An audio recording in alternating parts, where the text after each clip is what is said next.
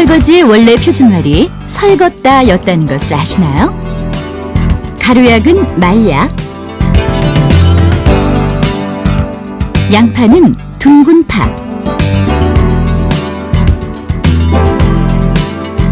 칫솔은 이솔. 그렇다면 이 단어들은 어떤 원칙에 의해 표준말 규정이 바뀐 걸까요? 오늘은 어휘 선택에 따른 표준어 규정에 대해 알아봅니다.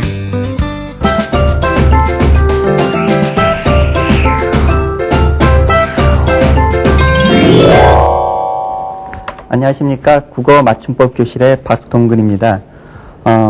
설거지의 원래 표준말이 설걷다 였다라는 걸 알고도 계십니까? 지난 시간에는 저희가 그 표준어, 즉 발음 선택의 변화에 따른 표준어 사전 규정에 대해서 말씀드렸습니다. 오늘 우리가 할 얘기는 지난번이랑은 좀 성격이 다르게요. 우리가 기존에 써오던 말인데 어휘 선택의 그 어떤 선호도가 바뀌어서 표준어의 지위가 바뀐 것에 대한 내용을 가지고 말씀을 드리도록 하겠습니다. 즉 옛날에는 잘 쓰지 않던 말이 지금 현대로 와서 더 잘 쓰게 돼서 비표준어가 표준어가 되는 경우도 있고요. 또 반대로 옛날에는 잘 쓰지 않던 것들이 오히려 현대 국어로 와서 더 선호해서 사용하기 때문에 비표준어였던 것들이 이제 표준어로 사용되는 그런 양상에 대해서 살펴보도록 하겠습니다. 이런 것은 크게 한 세 가지 정도로 나누어서 얘기를 할 수가 있는데요. 첫 번째는 이제 고어, 우리 옛말이라고 하죠. 옛말과 그다음에 현대말에서 선택의 문제가 있겠고요. 또 하나는 한자어와 토박이말, 고유어라고도 합니다. 이 두 관계에 있어서 선택의 문제 때문에 표준어가 바뀌는 경우가 있습니다. 또 마지막으로 방언과 서울말에 있어서 그 표준어의 지위가 또 바뀌는 그런 예들이 있으니까 하나하나 그 예들을 통해서 오늘 그 표준어에 대해서 공부를 해보도록 하겠습니다.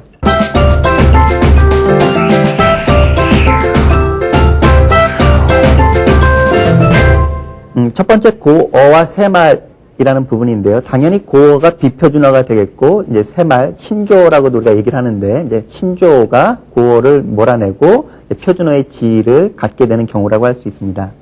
방금 보셨던 이제 설거지 하다와 설걷다의 관계라고 할 수 있는데요. 본래 설걷다라는 말에서 파생돼서 설거지 하다라는 말이 나왔습니다. 그러니까 본래는 설걷다가 표준어였겠죠. 하지만 이 설걷다라는 동사가 현대 국어에서는 설것으니 혹은 설것어라 이런 식으로 사용되는 경우가 없죠. 다시 말해서 원래 어원은 설걷다지만 현대 국어에서는 그런 표현을 거의 쓰지 않는 거죠. 그러니까 이 말은 자연스럽게 현대 국어에서는 고어 처리가 되는 것이고요. 설거지 하다가 새롭게 표준어의 지위를 획득하게 되는 겁니다. 애달프다, 애달다. 자, 이건 얼핏 보면 다 쓰는 말 같습니다. 그렇죠? 두 개 다 어느 정도 사용이 가능한 것 같지만은 사실 현대 국어에서 애달으니라든가 애달아서 이런 표현들은 안 하죠. 그냥 애달프니, 애달파서 이렇게 얘기를 합니다. 그러니까 애답다 역시도 어원적으로는 거기서 나왔겠지만은 현대 국어에서 화자들이 더 이상 사용하지 않으므로 이제 애답다는 비표준어로, 그 다음에 애달프니는 표준어의 자격을 부여하게 되는 거죠. 자, 오동나무와 먹이나무. 자, 이거 원래 같은 뜻이죠. 자, 그러나 지금 오동나무라는 표현을 쓰는 서울 사람들은 있지만 먹이나무라는 표현을 쓰는 경우는 거의 없습니다. 이제 같은 단어 개념으로 쓸 때요. 자, 그래서 먹이나무는 이제 고어로 처리하는 거고요. 그 다음에 오동나무를 이제 표준어로 인정을 하게 되는 거죠. 자두 오얏. 자, 오얏이라는 말은 언제 쓸까요, 우리가? 한자 얘기할 때 오얏니 그 정도에서만 쓰죠. 그러니까 원래는 오얏이 서울말 그 표준어였던 것이에요. 그러나 오히려 그런 사실조차도 모르는 경우들이 대부분이고 그냥 다 자두자두 하죠. 그러니까 오얏을 옛말을 살려서 옛 전통을 살리는 것도 좋지만 언어 현실상 너무 거리가 있으니까 이제 새롭게 자두를 표준어로 인정을 하고 오양이 아니라 오얏은 이제 고어 처리를 하는 그런 예라고 할 수가 있습니다. 자, 한자와 고유어가 대립하고 있을 경우에, 자, 마음 같아서는 그냥 고유어, 즉 순 우리말만 다 표준어로 인정을 하고 싶습니다. 하지만은 언어 현실상 경우에 따라서는 한자어가 더 널리 쓰이고 우리 토박이 말이 거의 안 쓰이는 경우들이 있어요. 자, 이럴 경우에는 우리가 순 우리말이라고 해서 무조건 특혜를 줘서 표준어의 그 자격을 부여하는 것이 아니라 어느 것을 더 선호하느냐에 따라서 이제 표준어의 자격을 부여하게 됩니다. 가루약이나 말약, 사실 말약 같은 경우에 거의 쓰지 않죠. 성냥, 화각, 흰죽, 백죽 이런 경우에는 각각 이제 가루약이나 성냥, 그다음에 흰죽 이런 것들만 이제 우리가 현대구어에서는 그 표준어로 인정을 하는 거죠. 물론 이제 말약, 화각, 백죽 이런 표현은 거의 사용하지 않기 때문에 뭐 이런 것 가지고 뭐 표준어를 잘못 사용하는 경우들은 거의 없습니다. 이게 규정을 제가 설명드리기 위해서 예를 보인 거고요. 이제 지금까지 우리가 표준어나 맞춤법에 대해서 얘기했을 때는 어떤 특정한 어떤 그 형식적인 조건을 가지고 말씀드렸는데 이 어휘 선택의 문제는 사실 정도성의 문제예요. 그렇기 때문에 좀 우리가 공부를 할 때 일일이 그냥 어휘 하나하나 개별적으로 좀 익히는 수밖에 없다라는 좀 공부하는 데 좀 어려운 점이 있습니다. 마찬가지로 지금 계속 반복되는 얘기인데요. 이제 한자어가 더 그 사용의 빈도가 높아서 이제 한자어 쪽에 그 표준어의 지위를 부여하는 경우가 있습니다. 개다리 소반, 그다음에 겸상, 맞상. 이 경우에는 이제 겸상은 한자어고 이제 맞상은 그 토박이 말인데 오히려 겸상 쪽이라는 말을 쓰니까 맞상은 비표준어로, 그다음에 겸상만 이제 표준어로 인정하는 경우를 할 수 있습니다. 뭐 양파나 둥근파 뭐 이런 것까지 정했느냐라고 생각하실지 모르겠지만 일상적으로 둥근파도 사실 많이 사용을 합니다. 하지만은 양파 쪽이 더 압도적으로 많이 사용된다고 판단을 해서 이 표준어를 사정을 할 때 양파 쪽만 표준어로 좀 정했죠. 알타리무라는 표현들은 아직도 하시죠. 지금 그 나이 많으신 분들은요. 그러나 총각무만 표준어로 인정을 한 거니까 앞으로 알타리무는 비표준어다. 이렇게 이해를 하시면 되겠습니다. 칫솔, 이솔도 마찬가지고요. 이거는 뭐 일반적으로 칫솔을 뭐 압도적으로 많이 쓰니까 우리가 일상 언어 생활에서 그렇게 많이 혼동할 부분은 아닙니다. 자, 방언과 표준어의 관계에 있어서도 방언이면 당연히 비표준어다라고 생각하실지 모르겠지만 물론 옛날에는 비표준어였던 것이 오히려 서울 사람들이 오히려 그 방언들을 서울말보다 더 선호해서 더 많이 쓰는 경우들이 있어요. 그래서 이 경우에는 오히려 방언이었던 것이 표준어로 그 인정을 받고 반대로 원래 순수 서울말이었던 것이 서울 사람들조차도 그 말을 잘 안 쓰게 돼서 비표준어가 되는 그런 경우도 있습니다. 멍게나 우렁생이, 원래 이 서울말은 우렁생이가 맞죠? 멍게나 우렁생이는 똑같은 말인데 그러나 요즘 뭐 우렁생이 하면 아예 무슨 뜻인지도 잘 모를 뿐만 아니라 거의 쓰지 않죠. 그래서 멍게 쪽을 이제 표준어로 이제 인정을 하게 되는 거죠. 멍게는 이제 사투리였던 것인데요. 그러면 우렁생이는 비표준어냐? 그렇게까지 좀 쳐내긴 좀 그런 것 같아서 이 경우에는 멍게나 우렁생이 모두 표준어다라고 이해를 해주시기 바랍니다. 물방개, 선두리. 선두리라는 말은 뭐 거의 쓰지 않기 때문에 혼동의 염려는 없습니다. 하지만 원래 이제 물방개는 서울말이 아니었어요. 그러던 것이 이제 오히려 서울 사람들도 다 물방개라고 얘기를 하죠. 그러니까 물방개를 표준어로 인정을 한 거고 그렇다고 선두리를 비표준어로 보진 않고 왜냐하면 학술용어 같은 경우에서는 또 계속 쓸 수가 있기 때문에 그냥 역시 표준어의 자격을 양쪽 다 부여했습니다. 애순, 어린 순, 뭐 이런 것도 역시 뭐 같은 입장에서 두 개 다 표준어로 인정을 하는 거죠. 방금 전에 말씀드렸던 것은 이제 본래 쓰던 서울말도 표준어로 인정을 하고 우리가 새로 서울 사람들이 잘 쓰던 말도 표준어로 인정을 한 건데 다음 보는 예들은 이제 아예 서울 사람들이 그런 말들을 거의 사용하지 않아요. 그래서 서울말이었던 것이 아예 비표준어가 되고 그 사투리였던 것, 방언이 오히려 표준어의 자격을 부여받게 되는 예들입니다. 빈대떡, 빈자떡. 서울 사람들 요즘 뭐 빈자떡 먹으러 가자. 이렇게 얘기하는 경우는 뭐 거의 찾아보기 어렵죠. 그래서 빈대떡 이쪽만이 이제 표준어고요. 뭐 균머리나 생인손, 뭐 생한손. 이거 생한손에서 왔다라는 것 자체도 잘 모르시죠? 거의요. 그냥 생인손만 씁니다. 그렇기 때문에 생한손은 비표준어로 돌리고요. 그 다음에 생인손만 이제 표준어로 정하는 거죠. 뭐 코주부, 잘 쓰지 않지만 뭐 코보, 먹보, 뚱보 할 때 그 보인데 사실 코보 이렇게 얘기를 하는 경우는 거의 없죠. 그냥 코주부 정도로 얘기를 하니까 코보는 표준어였던 것이 이제 표준어의 자격을 잃고요. 그 다음에 코주부가 오히려 새롭게 표준어의 자격을 이제 얻게 되는 그런 예라고 할 수가 있습니다.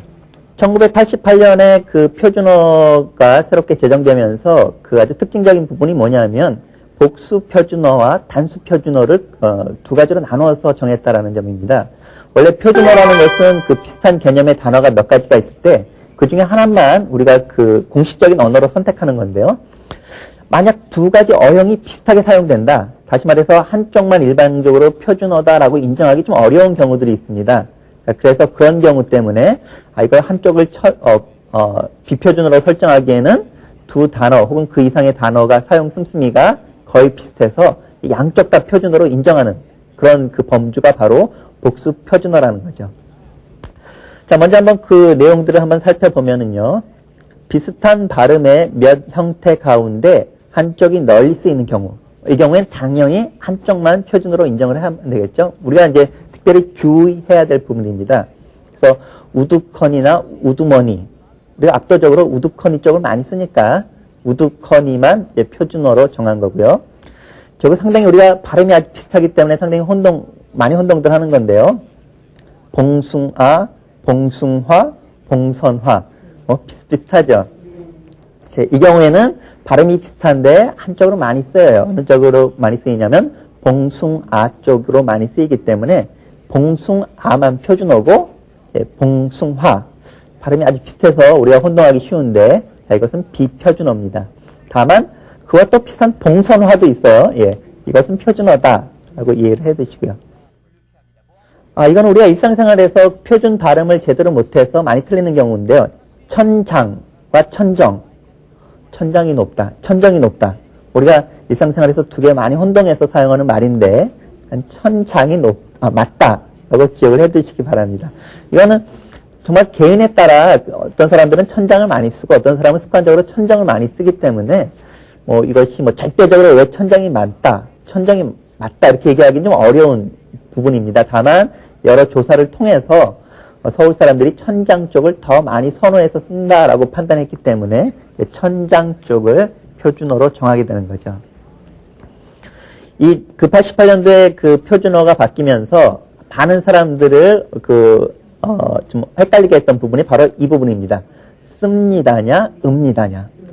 사실 그 88년도 이전에는 두 개 다 썼어요. 그래서 읍니다가 이제 높임의 말인데 씁니다는 그것보다 좀 더 정중한 표현이다. 이렇게 해서 두 가지를 구별해서 썼습니다. 그러나 실제로 씁니다하고 읍니다의 의미 차이를 우리가 얘기하기는 좀 어렵고요. 그 다음에 실제로 현대 국어에서 읍니다라는 말은 거의 안 해요. 예를 들어서 먹읍니다라고 써놓으면 원래 어떻게 발음해야 되느냐면 먹읍니다 이렇게 해야 돼요.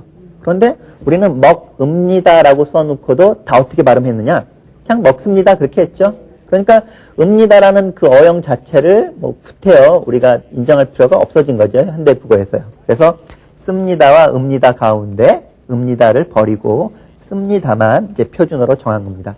그런데 이 사실은 대부분의 그 선생님들, 학생들 다 잘 알고 있어요. 그래서 이게 아는 게 또 병이라고. 이것을 가지고 잘못 유추해서 많이 틀리는 부분이 바로 잇음과 잇음입니다. 그리고 영락 없이 이제 많은 분들이 질문하는 것이 바로 잇음이냐, 잇음이냐. 그러면서 씁니다로 바뀌었으니까 잇음 아닙니까? 이렇게 질문을 하는데 이건 이전에도 저희가 공부를 했듯이 이때 음은 명사형 어미죠. 얼음, 삶, 졸음, 그럴 때 음이니까 이 씁니다랑은 건 전혀 상관이 없는 거예요. 의미도 다르고 형태도 다르고 그러니까 읍니다, 씁니다에서 씁니다로 통일했다고 해서 잇음, 업음의 스으로 쓰는 것은 잘못이다 라는 것도 같이 기억을 해두시기 바랍니다. 자, 요거는 아주 주의를 하셔야 되는데요. 든지와 던지라는 말이 있어요. 자, 이거는 무조건 어느 쪽이 틀렸다라고 얘기할 성격이 아니라 든지로 쓸 자리와 던지로 쓸 자리가 구별되니까 꼭 주의를 해 주시기 바랍니다. 먼저 던지는요. 그 옛날에 경험을 말할 때 쓰는 거죠. 내가 옛날에 얼마나 춥던지 손이 다 굽었다 할 때는 던지를 쓰셔야 돼요. 그러니까 옛날에 어떤 경험. 하지만 둘 가운데 뭐 하나를 선택할 때는 든지를 쓰셔야 돼요. 그래서 먹든지 말든지 마음대로 해라. 이때는 먹든지 말든지 선택이죠. 가든지 말든지. 자, 이렇게 얘기를 해야 되는데 우리가 이제 잘못 발음해서 먹든지 말든지 이렇게 얘기를 하죠. 가든지 말든지 먹을런지 말런지 이렇게 얘기를 하는데 자, 이건 다 우리가 그 발음 자체를 잘못하기 때문에 그 표기도 그에 따라서 잘못하는 것들이니까 던지하고 든지는 의미상, 기능상 완전히 다른 말이니까 우리가 사용을 할 때 꼭 주의를 하셔야 되겠습니다.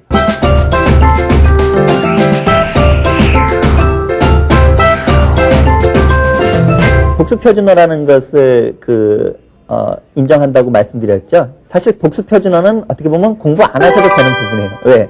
둘 다 맞으니까. 그쵸? 그러니까 우리가 단수표준어에만 특별히 주의를 하시면 되는데, 그냥 참고로 알아둡시다. 예. 누가 물어봤을 때, 네, 이렇게 대답하기도 하고, 예, 이렇게 대답하기도 하죠. 예. 예, 선생님들은 지금, 예, 역시 네라고도 대답하고, 예라고도 대답을 하셨는데요. 그러니까 반반이니까 둘 다 인정하는 겁니다. 네, 예. 자, 쇠고기가 맞을까? 소고기가 맞을까? 주로 어떻게 쓰세요? 쇠고기, 소고기. 쇠고기로 많이 쓰시죠? 예. 그렇다고 또 소고기가 안 되지는 않는 것 같아요. 그렇죠?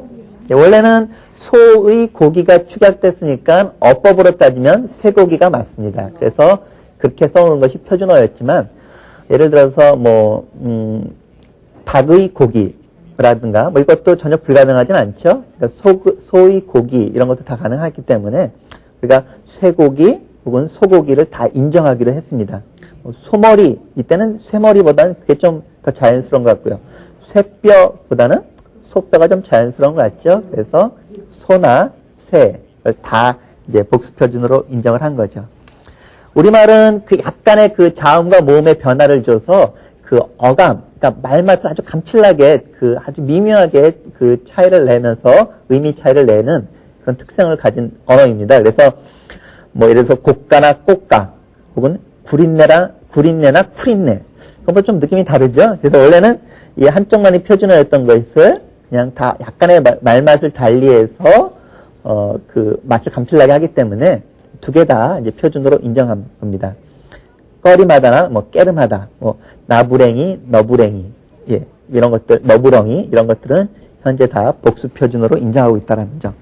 지금까지 우리가 발음 쪽에서 말씀을 드렸는데 이제 발음이 비슷한 것 가운데 표준어를 정하는 문제도 있지만 또 형태는 다르지만 한 가지 의미를 갖기 때문에 그 중에 어떤 단어를 그 표준어로 인정하는 부분들이 있습니다. 좀 우리가 단수 표준어니까 역시 주의해야 되겠죠.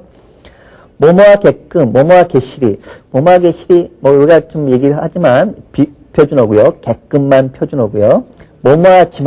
뭐뭐하지만서도 좀 강조하는 느낌도 들긴 하지만요. 이 가운데에서는 뭐뭐하지만 자 이것만 표준어니까 주의를 하셔야 되겠고요. 부스러기, 부스럭지 이건 대부분 부스러기 쓰시죠? 예, 그러니까 크게 문제될 건 없을 것 같습니다. 샛별과 새벽별. 자, 이건 좀 주의를 하셔야 되겠는데요. 우리가 그 새벽에 뜨는 그 금성을 얘기를 할 때 우리가 그걸 샛별이라고 얘기를 합니다. 그리고 새벽별이라고도 얘기를 했어요. 그래서 그것이 원래 둘 다 쓰던 말인데 샛별 쪽을 압도적으로 많이 쓰니까 샛별만 그 표준어로 인정을 했습니다. 다만 그냥 일반적인 개념으로 새벽에 뜨는 별로 쓸 수도 있겠죠. 이때는 새벽별이 맞는데 다만 이때는 하나의 단어가 아니에요. 그러니까 새벽, 뛰고, 별 이렇게 쓰셔야 된다는 거. 그러니까 금성을 가리키는 개념에는 샛별만 표준어다라고 이해를 하시기 바랍니다. 자, 손목시계, 팔목시계. 예, 별걸 다 표준어로 정해놨습니다. 예, 손목시계 쪽을 많이 쓰는 것 같죠? 그래서 이제 손목시계 쪽을 표준어로 정했고요. 예, 술고래, 술부대 다 쓰던 말이지만 술고래 쪽을 더 많이 쓰니까 술고래 쪽을 쓴 거죠.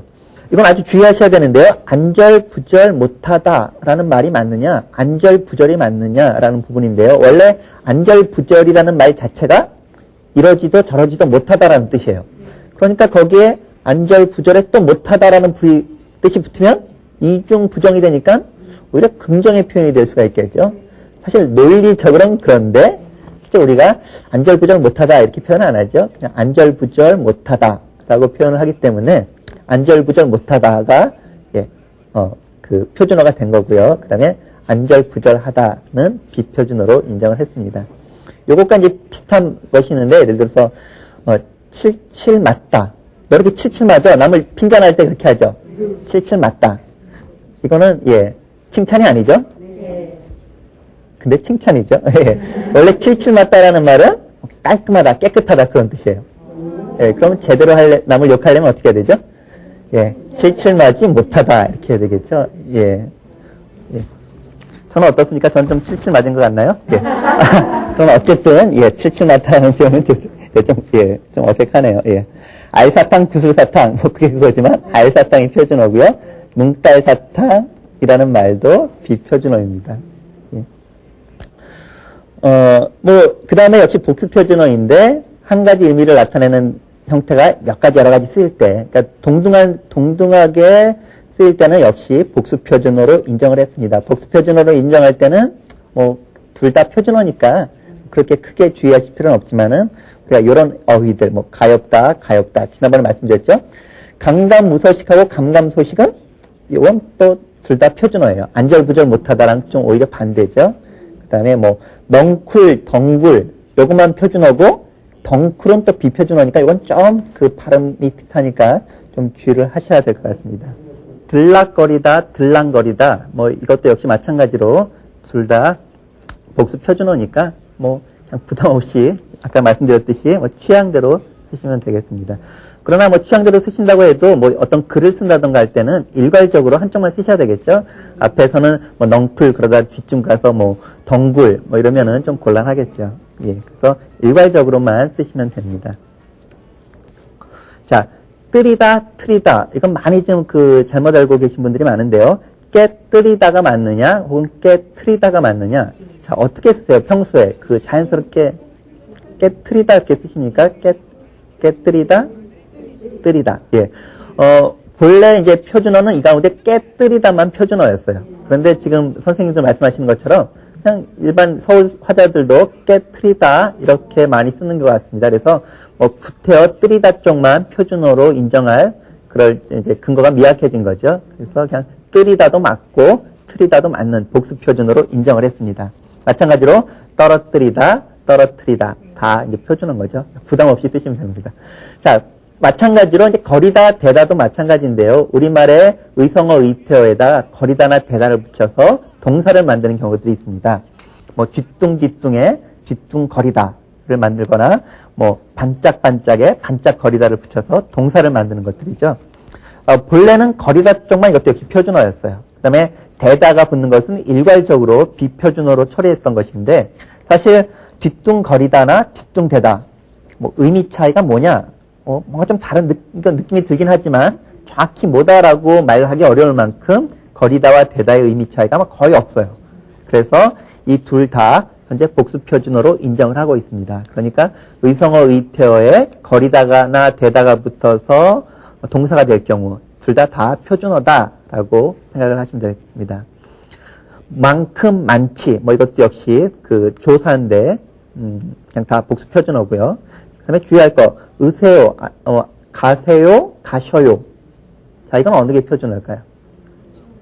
어느 쪽으로 주로 쓰세요? 가세요, 가셔요? 가세요. 그럼 셔요는 주로 어디에서 사용할까요? 오셔요는, 예. 주로 이제 어린이 말투라든가 좀 여성 말투에서 셔요를 좀 많이 씁니다. 남성은 잘 안 쓰고요. 원래 셔요는 시어요에서 온 말이죠. 시어요. 그래서 원래 셔요가 표준어였어요. 그런데 현실적으로 남자들은 셔요 거의 안 쓰죠?